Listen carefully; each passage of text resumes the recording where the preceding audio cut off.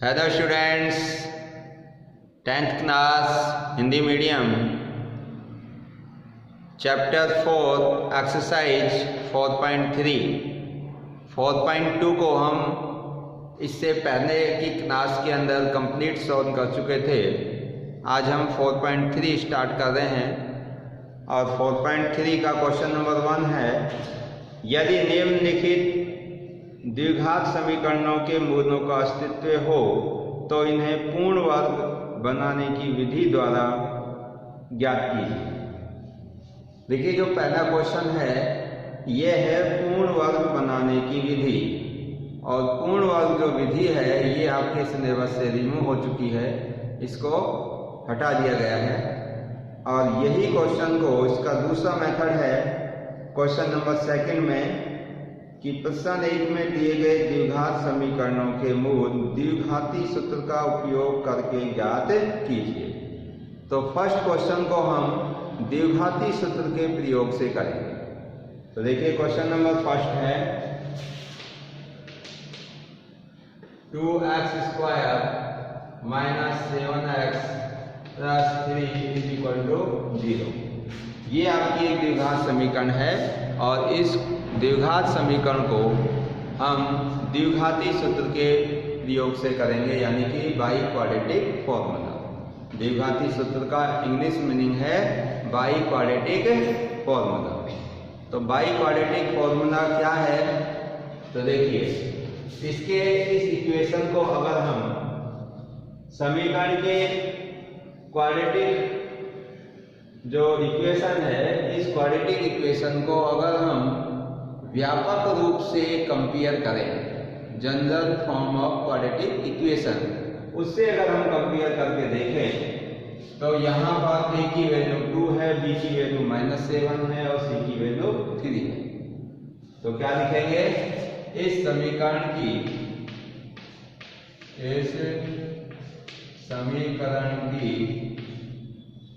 ax + bx + c = 0 व्यापक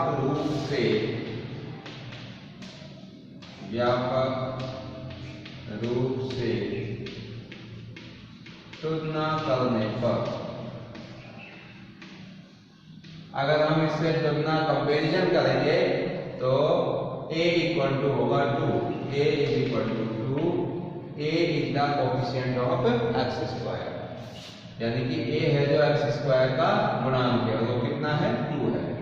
और b की वैल्यू होगी -7 और c कितना होगा? 3। b है जो x का गुणांक है और c अचर पर कांस्टेंट टर्म है। और अब हमारा जो द्विघाती सूत्र क्वाड्रेटिक फॉर्मूला क्या है?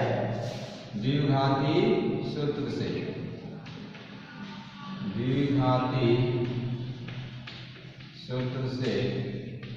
x = -b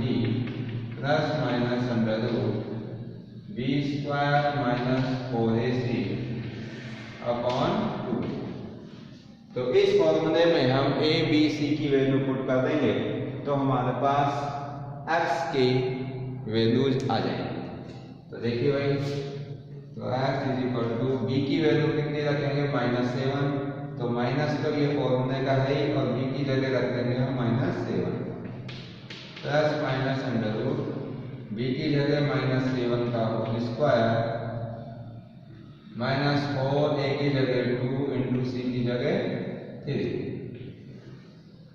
upon 2 into a। ये हमने abc की वैल्यू इसके अंदर पुट कर दी। अब इसको आगे सॉल्व करेंगे तो x = minus into minus, bracket का मीनिंग होता है मल्टीप्लाई, तो ये हो जाएगा +7 + -7 का स्क्वायर हो जाएगा 49, और ये 4 3 जा 12 और 12 2 जा 24 अपॉन 2 इंटू 2 हो जाएगा 4।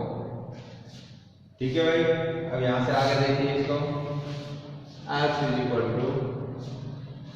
7 ± 49 में से 24 माइनस करेंगे तो अंडर रूट में बचेगा 25 अपॉन 4, और 25 का अंडर रूट होता है 5, तो 7 + 5/4 ये x की वैल्यू है।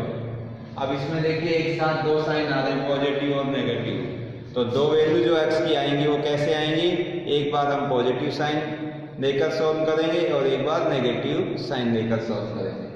तो पॉजिटिव साइन लेने पर, पॉजिटिव साइन लेने पर तो देखो x इक्वल टू क्या होगा, 7 प्लस को साइन देंगे, माइनस का छोड़ देंगे, तो 7 प्लस 5/4 ये हो जाएगा आपका 12/4, कैंसिल करेंगे तो x की एक वैल्यू 3 आ गई। अब हम इसका नेगेटिव साइन लेंगे और लिखेंगे नेगेटिव साइन या चिन्ह लेने पर,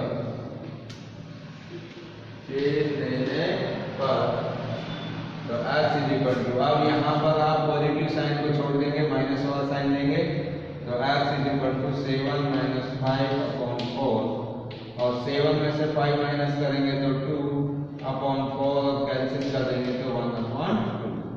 तो ये हमारे पास में x की दो वैल्यूज आ गई। कौन से फॉर्मूले से, वो थी हमारी द्विघाती सूत्र से, बाई क्वाड्रेटिक फॉर्मूला। तो इस प्रकार से हम इस सूत्र का प्रयोग करके इस क्वेश्चन को सॉल्व कर सकते हैं। नेक्स्ट क्वेश्चन है, देखिए, तो फर्स्ट के सभी पार्ट हैं जो इसी फॉर्मूले से आपको करने हैं।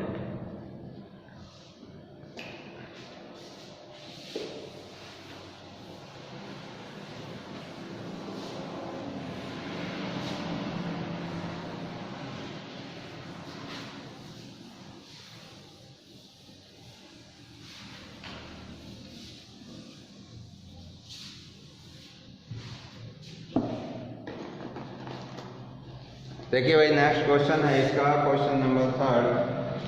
तो क्वेश्चन नंबर 3 के अंदर आपको x की वैल्यू निकालनी है क्वाड्रेटिक इक्वेशन बनाकर। बहुत ही सिंपल क्वेश्चन है।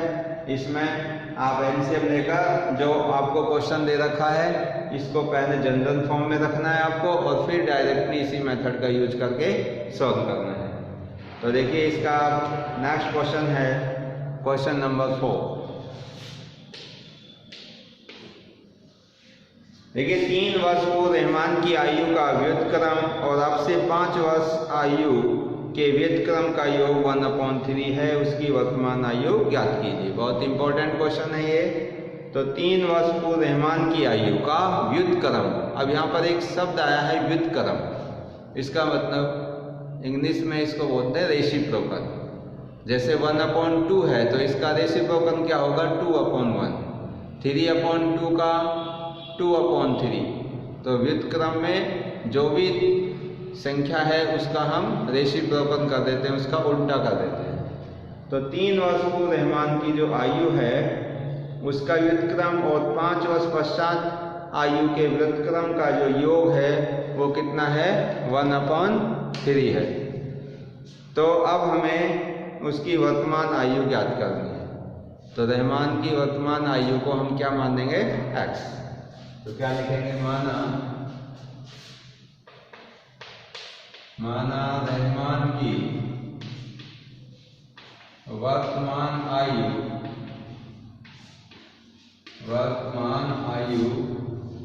x वर्ष है।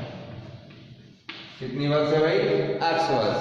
देखिए, आयु से संबंधित कोई भी क्वेश्चन हो, एज से रिलेटेड कोई क्वेश्चन हो, तो हम वर्तमान आयु प्रेजेंट एज को ही अज्यूम करते हैं। तो उसके आधार पर अगर हमें उससे वर्तमान से पहले की आयु पूछेगा, 3 वर्ष पहले की, 5 वर्ष पहले की, तो हम माइनस कर देंगे। और बाद की पूछेगा कि भाई आज से 5 साल बाद, तो हम प्रेजेंट एज में 5 वर्ष ऐड कर देंगे या 10 वर्ष, जो भी क्वेश्चन में होगा। तो हमें कौन सी एज मानेंगे भाई, हम वर्तमान आयु प्रेजेंट एज मानेंगे। तो रहमान की वर्तमान आयु x वर्ष है। तो 3 वर्ष पूर्व कितनी होगी, 3 वर्ष पूर्व रहमान की आयु,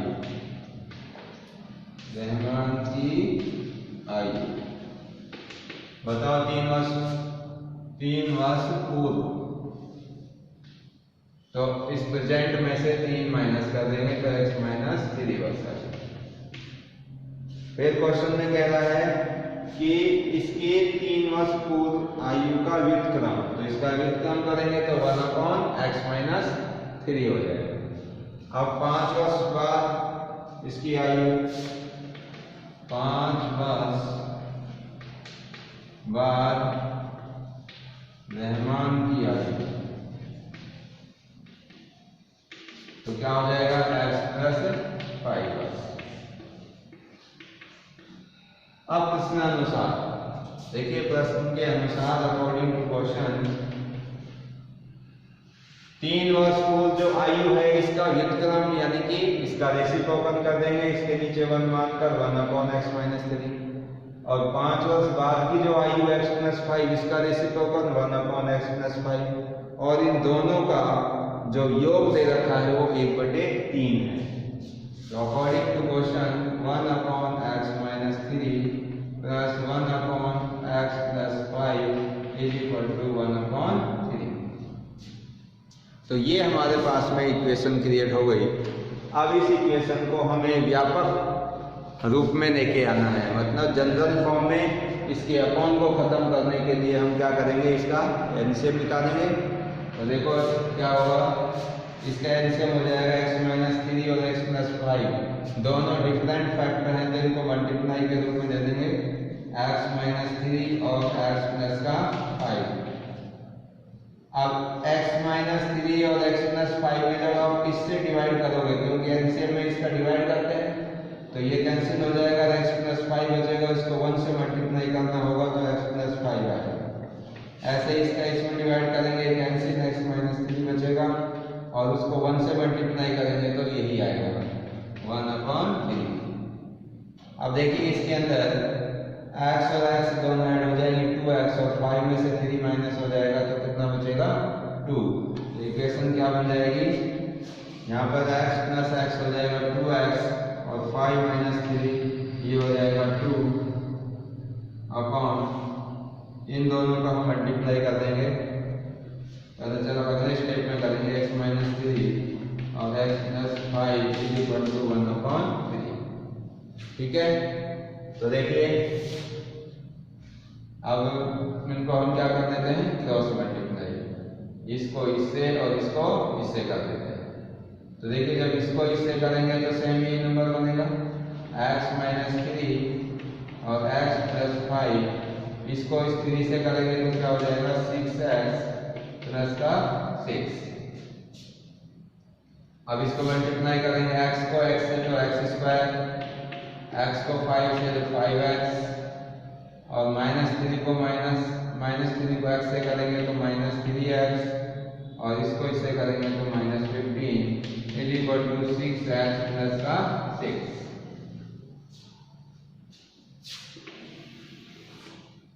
देखिए अब तो ये सारे जो टर्म्स हैं इनको जनरल फॉर्म में रखने के लिए सभी टर्म को लेफ्ट हैंड साइड में लेके आएंगे। तो x² का एक ही टर्म है, तो x², आगे देखिए प्लस का 5x और माइनस का 3x, कितने बचेंगे भाई, प्लस के 2x, प्लस का 2x, और यहाँ पर -15, और ये इधर को आ जाएंगे माइनस के 6x -6 इज इक्वल टू 0। अब देखिए इसमें जो टर्म आपका ऐड हो रहा है उसको ऐड कर देंगे, सब्ट्रैक्ट हो रहा होगा तो उसको सब्ट्रैक्ट कर देंगे। तो x², अब ये प्लस का 2x है, माइनस का 6x है, तो कितने बचेंगे, माइनस के 4x, और -15 और -6 कितने हो गए, माइनस के 21 इज इक्वल टू 0। अब ये हमारी जो इक्वेशन है ये क्वाड्रेटिक इक्वेशन आ गई, द्विघात समीकरण आ गई। अब ये जनरल फॉर्म में है, तो अब इसको आप चाहे तो द्विघाती सूत्र से हल कर सकते हैं, और या फिर आप इसको फैक्टराइजेशन मेथड से कर सकते हैं। तो दोनों तरीके से कर सकते हैं। तो वही देखो, फैक्टराइजेशन मेथड से करोगे गुणनखंड विधि से, तो आपको क्या करना होता है, इसमें x² का जो गुणांक है 1 और कांस्टेंट टर्म -21 उसको मल्टीप्लाई करेंगे तो -21। अब इसके दो फैक्टर डिसाइड करो, मल्टीप्लाई करें तो -21 और ऐड और सब्ट्रैक्ट करने पर, या तो ऐड करने पर -4 आ जाए या सब्ट्रैक्ट करने पर, तो ऐसे क्या होंगे फैक्टर, 7 3 जा 21, तो 7 में से 3 माइनस करेंगे तो कितना बच जाएगा 4। तो उस फैक्टराइजेशन मेथड से भी कर सकते हैं, या फिर आप किससे करें, क्वाड्रेटिक फॉर्मूले से, यानी कि द्विघाती सूत्र से। तो इसमें मैं द्विघाती सूत्र का भी प्रयोग कर सकता हूं, क्योंकि इस क्वेश्चन के अंदर किसी भी पर्टिकुलर फॉर्मूले का नाम नहीं बताया कि आपको इस फॉर्मूले से सॉल्व करना है। अब आपके ऊपर डिपेंड करता है कौन सा फॉर्मूला यूज करेंगे आप। तो बताइए कौन से करें। तो मैं इसके अंदर अब द्विघाती सूत्र का ही प्रयोग कर रहा हूँ, क्योंकि ये वाला क्वेश्चन इससे पहले वाले आपने द्विघाती से किए थे। तो एक क्वेश्चन और करोगे तो इसका अच्छा रिवीजन हो जाएगा, क्योंकि गुणनखंड विधि के क्वेश्चन तो आपने पहले और भी बहुत सारे करे थे। तो हम किसका यूज करेंगे, द्विघाती सूत्र से, द्विघाती सूत्र से। तो द्विघाती सूत्र में देखो a कितना है, यहाँ पर 1 है, b आपका -4 है, c -21 है। तो क्या है द्विघाती formula, x = -b + √b² - 4ac/2 है। ये होता है भाई। अब इसमें सारी वैल्यूज हम पुट कर देंगे। तो देखिए b की जगह रखेंगे -4, तो माइनस ये प्लस का हो जाएगा, और इधर -4 का स्क्वायर करेंगे तो 16 -4 इंटू a के स्थान पर 1 है और c के स्थान पर -21 है, अपॉन 2 इंटू 1। तो 4 प्लस माइनस अंडर रूट, देखो ये माइनस और ये माइनस, ये क्या हो जाएंगे, प्लस हो जाएंगे। तो कितना होगा ये 21 हो गए 84, 84 में 16 ऐड करेंगे तो ये हो जाएगा आपका 100। 21 चौक 84 और 90 तो 100 हो गए, और अपॉन 2 1 जा 2, और 100 का स्क्वायर रूट कितना होगा 10 होगा। तो 4 ± 10 अपॉन 2। अब 4 ± 10 अपॉन 2 एक बार पॉजिटिव साइन देंगे, एक बार नेगेटिव साइन। अगर आपने पॉजिटिव साइन दिया तो x = 4 और 10 कितने हुए 14, और 2 से डिवाइड करोगे तो 7, और नेगेटिव साइन दोगे तो 4 - 10 -6, और -6 को 2 से डिवाइड करोगे तो -3। तो ये आपकी x की दो वैल्यूज आ गई 7 और -3। तो इस प्रकार से हम इस क्वेश्चन को सॉल्व कर सकते हैं। अब इसमें देखिए हमारी जो x की वैल्यू है वो 2 आई है, 7 और -3। तो हमने x किसको माना है, रहमान की आयु। तो आयु आपकी 7 होगी या -3 होगी, 7 होगी, क्योंकि आयु माइनस में तो हो नहीं सकती। तो इसलिए रहमान की वर्तमान आयु कितनी वर्ष है, 7 वर्ष है। तो क्या लिखेंगे, अतः रहमान की वर्तमान आयु, अतः रहमान की वर्तमान आयु कितनी वर्ष होगी, 7 वर्ष होगी, 7 वर्ष। तो इस प्रकार से हम इस क्वेश्चन को सॉल्व कर सकते हैं। तो आज की क्लास में बस इतना ही। यहाँ से आगे के जो क्वेश्चन है वो नेक्स्ट क्लास में सॉल्व करेंगे। So thank you and thank you very much. Okay.